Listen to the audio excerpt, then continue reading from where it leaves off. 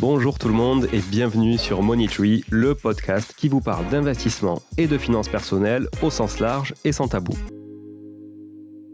Salut à tous et bienvenue dans cette nouvelle vidéo, vous qui nous regardez sur YouTube ou qui nous écoutez aussi sur toutes les plateformes de podcast. Aujourd'hui, je voulais vous parler d'un truc qui me tient à cœur. C'est quelque chose que je vois souvent, en tout cas, c'est une situation que je rencontre très très souvent quand on reçoit des prospects dans notre activité principale, qui est notre activité d'investissement clé en main, à la société Artae Immobilier. On accompagne des investisseurs pour leur trouver des biens, gérer les travaux, l'ameublement, la déco, gestion locative, etc. On apporte vraiment beaucoup de contenu et aussi en amont aussi sur un audit patrimonial finalement de leur situation et de là où ils veulent aller. Et en fait, ce que je retrouve souvent comme problématique, c'est qu'on ne sait pas là où ils veulent aller et eux-mêmes ne savent pas là où ils veulent aller.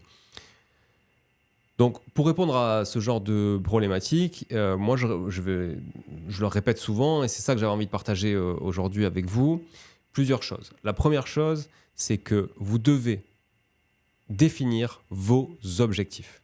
Ça, c'est important. Votre objectif ou vos objectifs.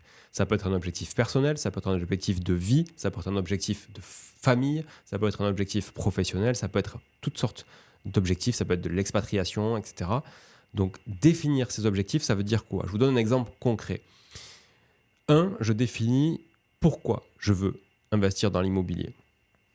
Pourquoi je veux investir dans l'immobilier ? Est-ce que c'est pour avoir un complément de revenu ? Est-ce que c'est pour abandonner mon métier ? Est-ce que c'est pour vraiment vivre à 100% de l'immobilier ? Ou est-ce que c'est pour créer du patrimoine pour plus tard, pour la retraite par exemple ? Est-ce que c'est pour transmettre ? Est-ce que c'est pour me rassurer ? Est-ce que c'est parce que j'adore ça et c'est tout, j'ai envie d'empiler du patrimoine ? Différents objectifs qui sont propres à vous et uniquement à vous. C'est tout. Et ça, c'est hyper important parce que dupliquer les objectifs d'une personne qu'on ne connaît pas ou qu'on a croisé sur des réseaux sociaux, etc., ça ne fonctionne pas et ça ne sert à rien. Encore moins si c'est une publication sponsorisée qui a une formation à vous vendre ou un truc à la con, ça ne sert à rien.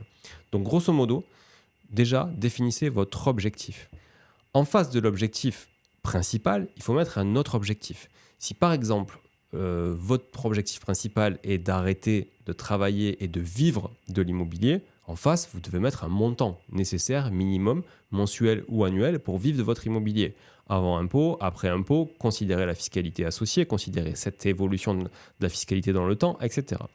Donc ça, c'est important. Si votre objectif, par exemple, c'est d'avoir un complément de revenu à la retraite, il faut vraiment aussi savoir ce qu'est ce complément de revenu attendu. Combien on met en face ? Est-ce que c'est 1 000 euros, 2 000 euros, 3 000 euros, etc. par mois ? Pareil quand vous avez besoin d'y vivre. Pareil si vous avez besoin d'un complément de revenu instantané. Et la troisième chose, qui n'est pas un objectif, mais ce qu'on appelle l'horizon, c'est très important, c'est sous combien de temps ? Sous combien de temps j'ai envie d'arrêter de travailler ? Sous combien de temps je veux partir à la retraite ou en retraite anticipée ? Et donc, sous combien de temps je dois récupérer cette somme ? Parce que vous comprendrez bien que si c'est sous 2 ans, 5 ans ou 20 ans, c'est pas la même chose. Si c'est dans 20 ans, 25 ans, même 15 ans, on peut aller générer énormément d'ambition en créant de la dette. Parce qu'on a le temps qui est avec nous et l'immobilier, c'est du temps long. Maintenant, si on est rapide, si on a un objectif rapide, on doit faire vraiment attention à bien choisir son investissement en fonction et notamment aller chercher des investissements avec du rendement plus important à court terme, quitte à avoir une rentabilité à moyen long terme moins impactante et moins importante, qui pèse moins aussi dans le taux de rendement interne de votre projet, le fameux TRI, prendre un truc hyper court-termiste avec du rendement et peut-être aussi aller mettre, à contrario de ce que vous pouvez souvent entendre ou lire de la part de formateurs qui vous racontent un peu des conneries, c'est peut-être aussi se dire je mets un peu plus de cash aujourd'hui parce que je n'ai pas le temps d'aller bénéficier de l'effet de levier en remboursant des intérêts sur les premières années et puis en remboursant moins à la fin des autres années. Donc c'est là vraiment que je vais à la fin sur les dernières années, et c'est là que je vais capitaliser plus dans le temps.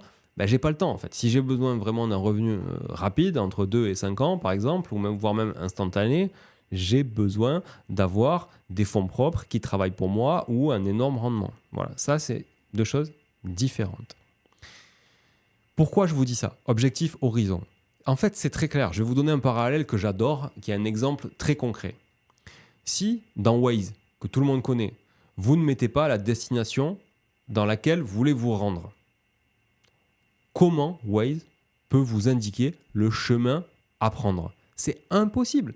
Vous ne pouvez pas définir le chemin et mettre tous les jalons de votre stratégie en place si vous n'avez même pas identifié là où cette stratégie doit vous emmener. Donc c'est vraiment très très très important de mettre une destination à vos objectifs et à votre horizon d'investissement. Là où je veux aller et en combien de temps je veux y arriver.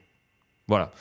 J'espère que cette capsule spécifique vous a plu. C'est plutôt une capsule macro, on va dire. C'est pas technique aujourd'hui, mais c'est essentiel. Ça doit être la base de n'importe quelle stratégie d'investissement immobilier, mais c'est aussi valable pour n'importe quelle stratégie patrimoniale, finalement, même sur d'autres leviers tels que les marchés financiers, etc. Est-ce que vous voulez du dividende? Est-ce que vous voulez pas de dividende? Est-ce que vous voulez capitaliser sur... Est-ce que vous avez le temps de prendre du risque, etc. Je ne rentrerai pas là-dedans parce que ma spécialité à moi, c'est l'immobilier.